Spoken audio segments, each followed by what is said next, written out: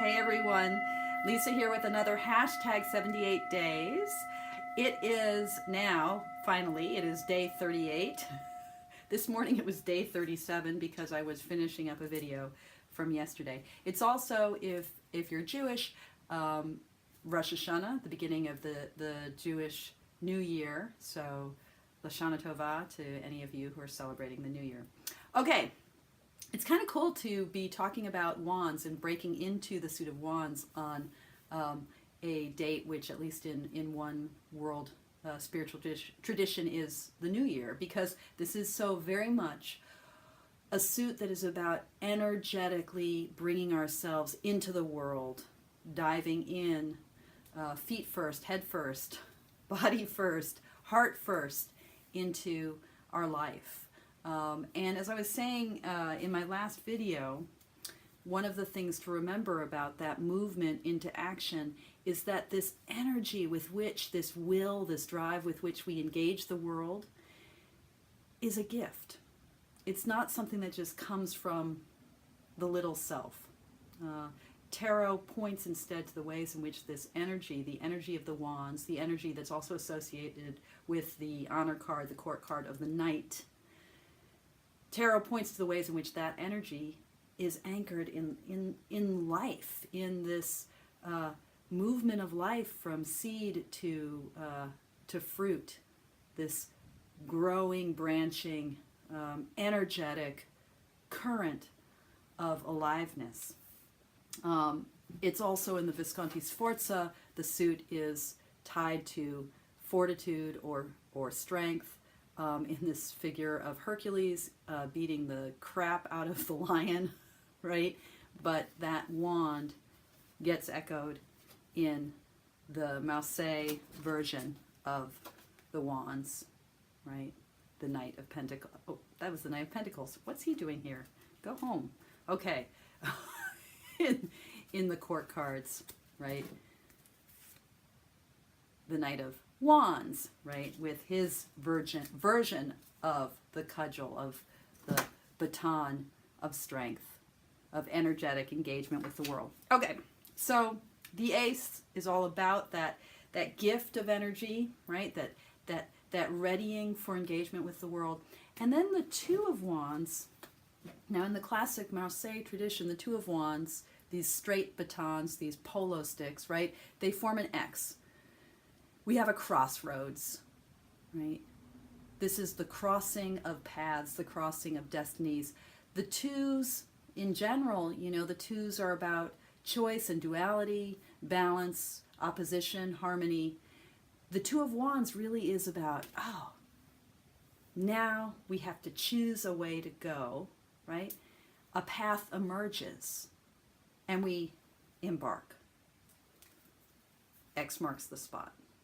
In the classic Rider-Waite imagery, you know, we've got the way in which, oh, why do I always do this? I always forget that the light makes it really hard for you to see what I am seeing.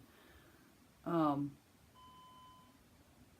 we have the image of now, right? A gate has been formed. I love what Arthur Waite says about this image. He says, the design gives one suggestion. Here is a lord overlooking his dominion and alternately contemplating a globe. It looks like the malady, the mortification, the sadness of Alexander amidst the grandeur of the world's wealth. So he points to this kind of ambivalence of this moment, like there's a kind of loneliness of this moment of having, well, let me see if I can get a better version of that. Darn it, so we can really see it. Let me go for the nearest clone at hand. I am going to, so this is the Royal Moroccan, right? So, you know, this globe in hand and the emergence of a possible way forward, right? The two opening a gate. Now there's a passage, now there's a path, now there is a place for our energy to go.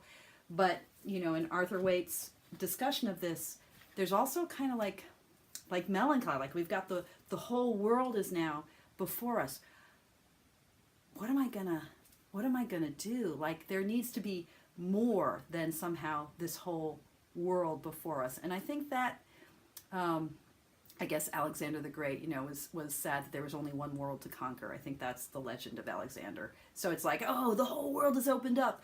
There's a gate. I wish there was more to do. There's a kind of restlessness in the wand's energy, and it's the restlessness of the knight ever questing. It's like, okay, it's not enough to head down this path. I've got to head down this path too. I gotta go in every possible direction, and please, could there be more directions? Could there be more ways for my energy to go? I like the way in which in The Wild Unknown, we also have this suggestion of both sort of, almost like a railroad track, like the path opens up in the Two of Wands. There's somewhere to go.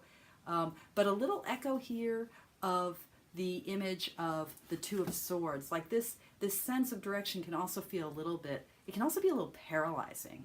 Like, okay, which way do I go? How do I have it all? If I make this choice, if I go in this direction, I don't also get this direction. There can be a kind of ADD quality, I think, to Wand's energy, wanting to do everything all at once. What's interesting to me in the Morgan Greer depiction of this card, it's very Rider-Waite-Smithy.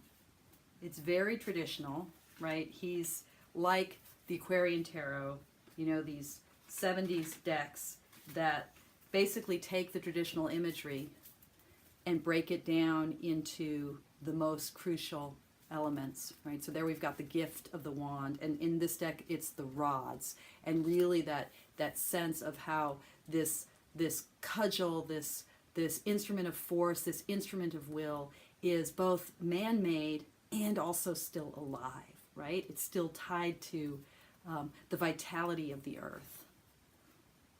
So we'll come back to this in a second, but there we've got the opening of the path and the world, that I now have the world at my fingertips. I've got the world is my oyster. The three, which I'll talk about tomorrow, and that's been a very, very important card for me. This whole suit is a really important suit for me. And the danger, of course, I feel like I know the wands, I understand the wands. It's a suit that probably I've lived more intimately than any other suit, even though you might think Lisa's so swordsy. I was about to say swordsy. So swarthy, swordsy, so swordsy. I'm so cerebral, but in many ways, I'm really a wandsy kind of gal. And there's always a danger about a suit that you think you know well. Anything that you think you know well, watch out, because the universe will make sure it reveals things you didn't know. And that revelation may not always be smooth and silky. It may be a little rough. Okay, so why I chose this deck for my discussion of the Two of Wands is for a very simple reason. And it's this third hand. Now, the little white book, it's not even a little white book, it's a little white, oh, where is it? It's a little white fold out. It says almost nothing about this card. It doesn't explain this third hand. It just gives, in fact, let me see if I can, oh, I don't have my glasses, so never mind. I'm kind of all I'm being wandsy ADD right now. I'm kind of all over the place. Apologies for that. Yeah. Who is that other person in the picture? I mean, they're not really in the picture, but their hand is there. So there's this kind of mystery that opens up in the Morgan Greer depiction of this deck, where we don't just have one person. We have someone else. And I love that. I mean, there is a kind of classic reading of this card that talks about business partnerships. But most typically, we think about this card as having this slight mystery and maybe a little air of wistfulness in this figure who's looking out, right, toward the future, toward the possibilities that have now opened up. So even though it's a card that can sometimes indicate partnerships, that's usually not part of its iconography or even its fundamental meaning. But the Morgan Greer deck sneaks in this suggestion of this other person. And I love that because it suddenly draws our attention to the ways in which the energy of wands, if we think that we're doing the work in the world, the work that we've undertaken by ourselves, if we think that this energy is ours, if we think that it resides in the small self, that's when we get into trouble. It's when we invite the rest of the world into our vision, into our plans, into our energy. It's when we recognize that the energy with which we engage the world is itself a gift of the world. That's when things start to move. That's when the wands really set fire, really spark revolutions, revelations, discovery. It's such an exciting suit. It's the suit of excitement and passion. And the Morgan Greer deck reminds us that this passion really needs to be anchored in relation to others. Okay, that's all I got. I hope this made sense. It's one of those moments where I'm just like, rah! But you know, I'll hopefully clarify what wasn't clear in my next 38 videos. Hashtag 78 days. Hashtag tarot forever. Thank you guys as always for joining me. And thank you for all the many ways in which you bring your energy into the world and carry forth your practice. Blessings.